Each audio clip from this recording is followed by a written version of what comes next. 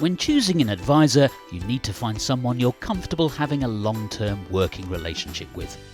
As well as keeping a close eye on how your investments are performing, there are several things a good advisor will do for you on an ongoing basis. One of the most important of these is rebalancing your portfolio to the appropriate asset allocation.